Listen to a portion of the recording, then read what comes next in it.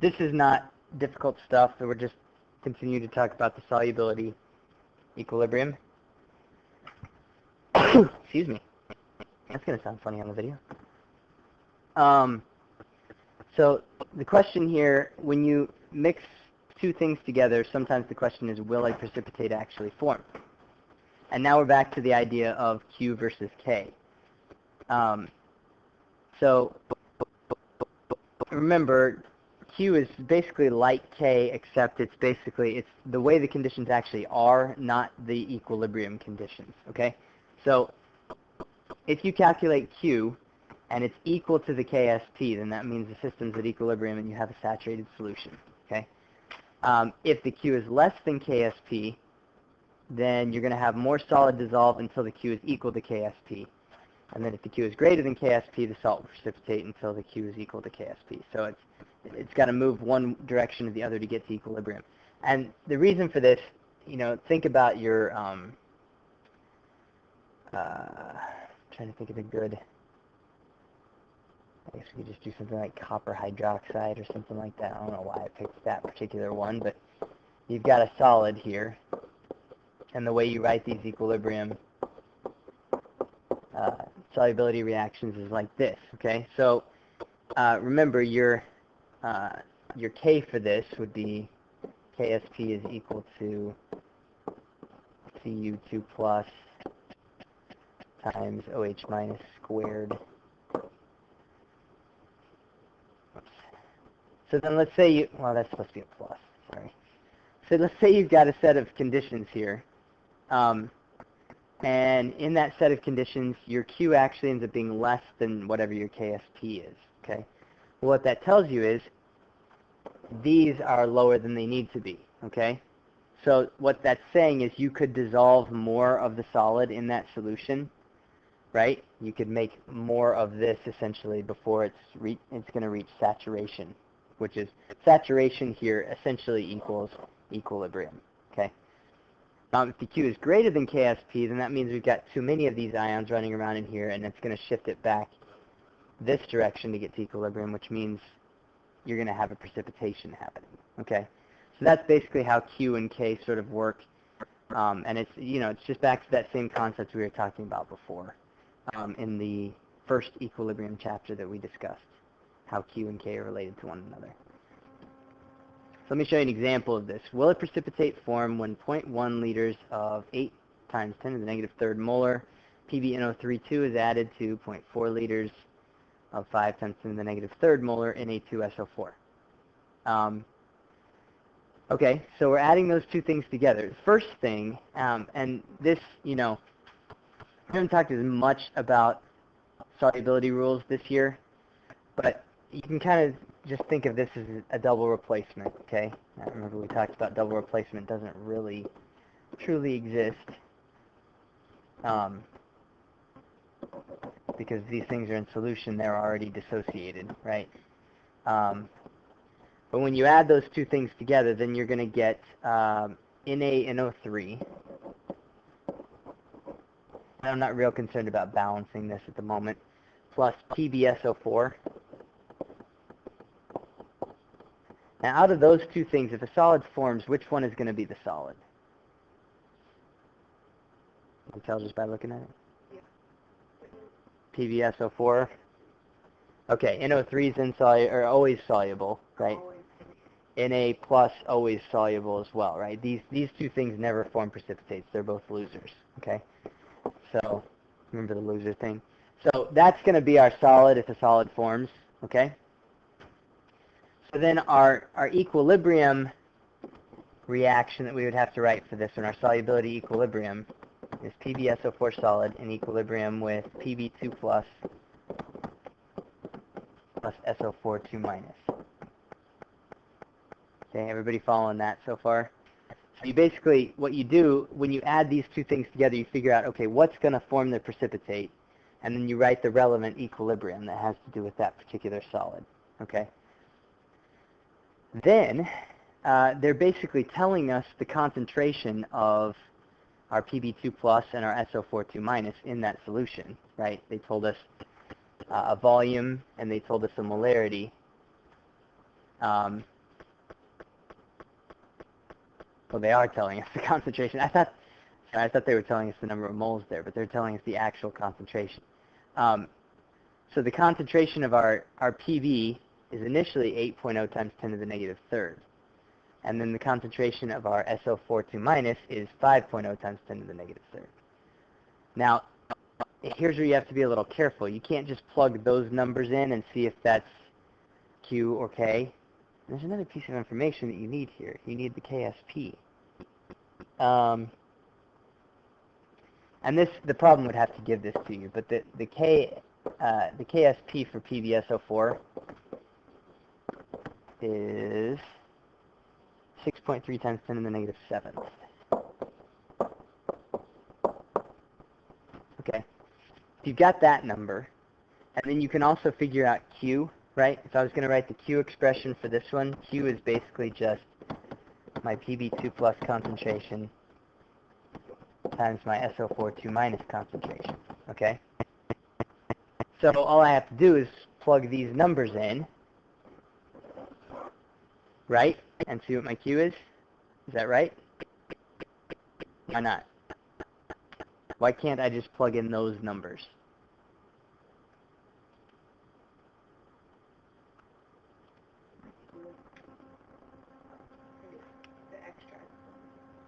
It's not the extra exponents necessarily.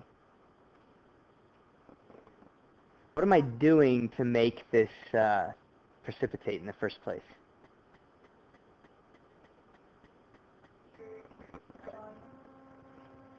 I'm increasing the volume, right? I'm adding two solutions together, okay? Which is going to dilute the initial concentrations of both of these. Does that make sense? So that's a little tricky. You got to watch out for that. So this is an M1 V1 equals M2 V2 thing, right? So we're going to have to figure this out for both of these. Now I'm just going to do this quickly because I mean, are we okay with that? You guys know how you would calculate this, right? Or do I need to set it up? Yeah, I can set it up. Okay.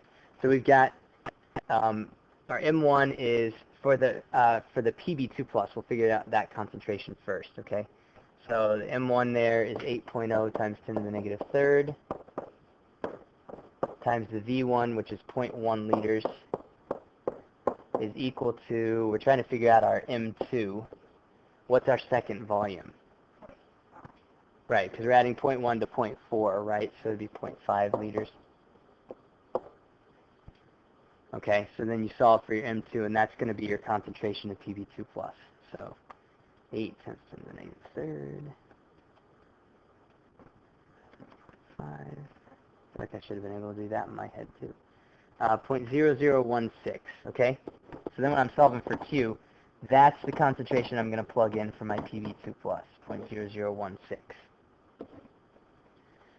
And then I have to do the same thing for the SO42 minus, right? I've got an initial concentration of 5 times 10 to the negative third, an initial volume of 0.4. So I'd set it up exactly like this one, okay? Except that the M2 I'm solving for here is going to be for the SO42 minus. So you take the 5 times 10 to the negative third, 0.4, and then divide that by 0.5.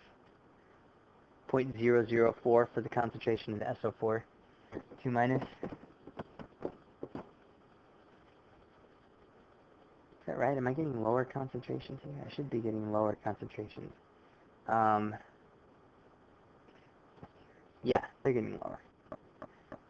Okay, so those are my two concentrations now, right? You multiply those two together, and I'm getting 6.4 times 10 to the negative 6.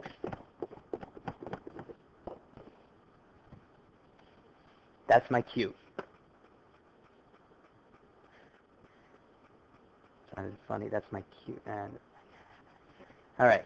So 6.4 times 10 to the negative 6 is the Q value. Now, how does that compare to the KSP? It's larger. Okay? So if the Q is larger than K, then it needs to get smaller, right? So what has to happen to these concentrations in order for the Q to get smaller? They have to decrease, right? So if these concentrations are decreasing, that means we're shifting the equilibrium back this direction. So will a precipitate form? This is the precipitate, right? Yeah. So yes, the precipitate will form. Does that make sense? Okay. You kind of have to be careful with this. But yeah, because it's shifting back towards the left, back towards the solid side, a precipitate will form on this one. Okay. And I prefer the thinking about it method as opposed to memorizing the rules that I showed you over here. But I mean, if you're struggling with it and you just want to remember fast, I guess you could kind of remember these rules. But I think it works better if you just kind of think about it. Okay. All right. One other thing we want to talk about here, you can use difference in solubility to separate ions in a mixture. Okay. And we're actually, we've got a big, huge lab that we can do at the end of the school year based on this, where you're basically just separating things out from one another to figure out what's in a solution. It's called qualitative analysis. And some high schools have entire classes on this, which is cool. You basically just, the idea is you learn how to do these processes, and then at the end of the year, you get a test tube with a solution, and you run it through tests for weeks, basically to figure out exactly what's in that solution. Okay? So it's kind of a fun thing, but yeah, it can be frustrating too. Yeah, but it is a pretty fun thing. And it's fun because it's qualitative, which means you don't have to measure anything with it, right? You're just taking it through a series of reactions and seeing how it reacts, and that's going to tell you what's in there. You get to do flame tests and add acid and base to it and all this fun stuff. So it's a pretty fun thing. I would teach that class if we had it. Whoops, that's all. So now there's a practice problem that goes along with this one. It's sample exercise 1716. And I didn't have time to add that one as a slide here, but you can look at it. It's on page 751 if you have your book handy. And it says a solution contains 1.0 times 10 to the second molar Ag plus and 2.0 times 10 to the negative second molar Pb2 plus. When Cl minus is added to the solution, AgCl and PbCl2 precipitate from the solution. What concentration of Cl minus is necessary to begin the precipitation of each salt, and which one precipitates first? Okay, so this is kind of an intense problem here, and you're probably not going to see anything quite this intense on the AP exam, but it's worth discussing at least. Let's see. I feel like I need another slide for this, so let me just add a blank slide so I'll have some room to write.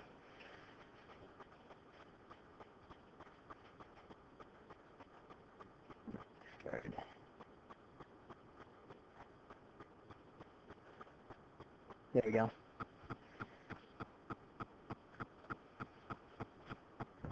Okay.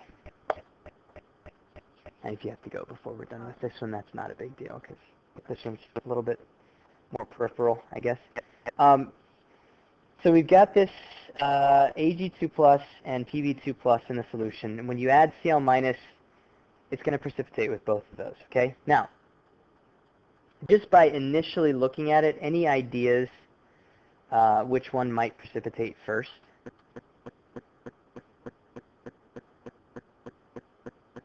Just looking at the KSPs for both of those.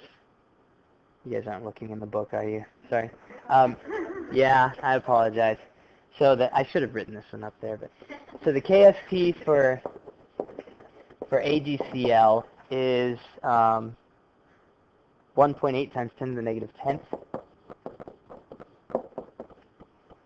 And then the KSP for PbCl2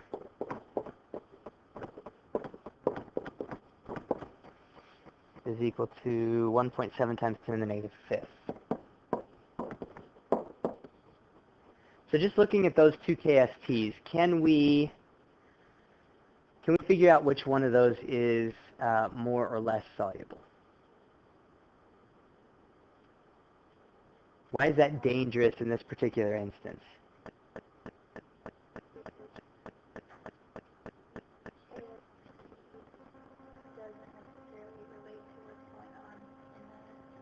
Okay, KSP doesn't always equal solubility necessarily, okay?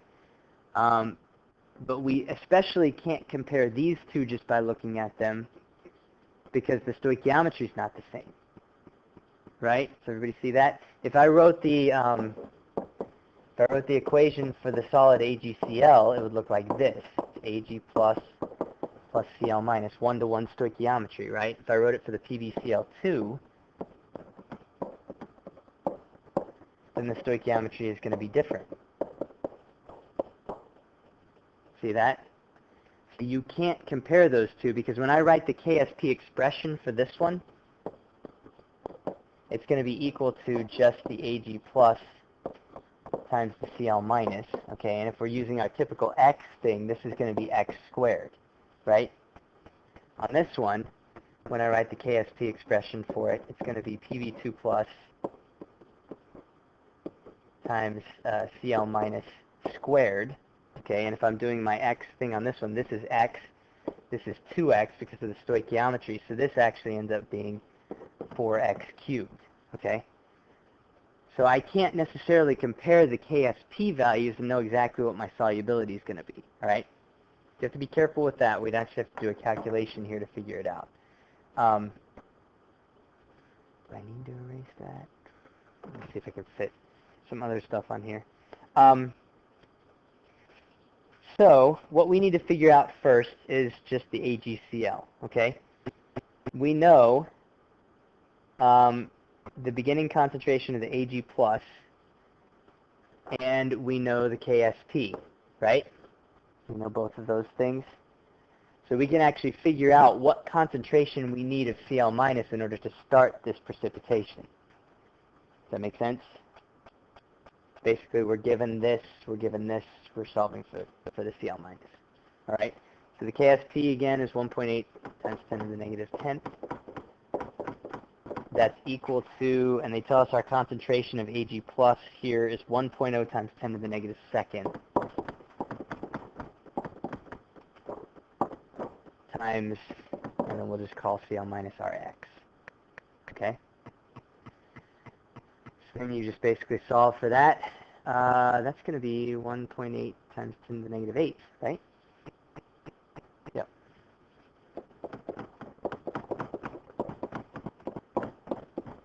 So that's the concentration of Cl minus I would need to start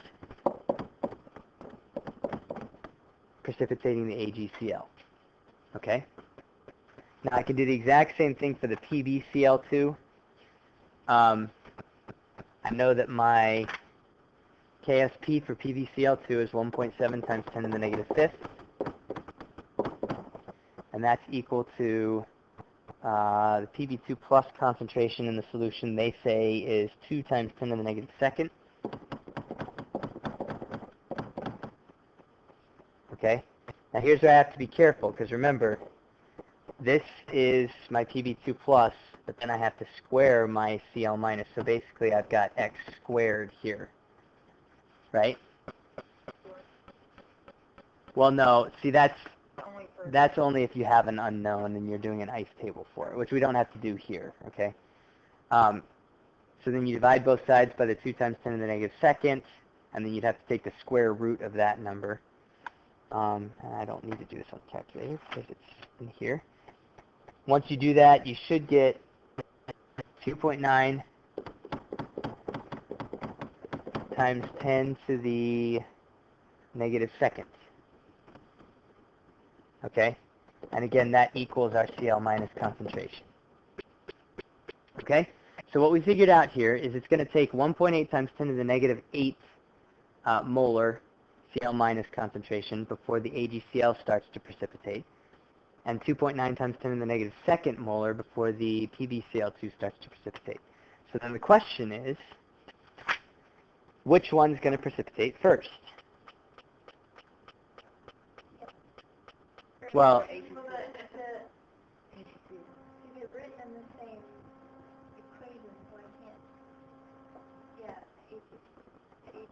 so the two choices are, is the AgCl going to precipitate first, or is the PbCl2 going to precipitate first? Okay, because the AgCl requires a much lower concentration of Cl minus in order to precipitate, right? This number is a lot lower concentration. So you're adding Cl minus. As soon as it gets to 1.8 times 10 to the negative 8, you start to form silver chloride, okay?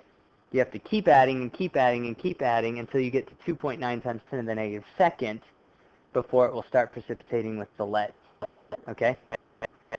So that may or may not have been what you predicted based on the KSPs, but you just have to keep in mind you can't tell that just from the KSP. You actually have to work out the problem, okay, because it's not one-to-one stoichiometry here. So that's an example of how you can selectively precipitate something. If you keep the concentration low enough of the Cl minus, you can actually get all the silver out of that solution and leave the lead if you want to. Not exactly sure why you'd want to leave the lead, especially if it's like drinking water or something like that. You don't want to leave the lead, okay? But that's a way that you could separate silver from lead if they're both in solution, right? So it's kind of a technique that chemists will use sometimes. All right, that's pretty much it for this chapter.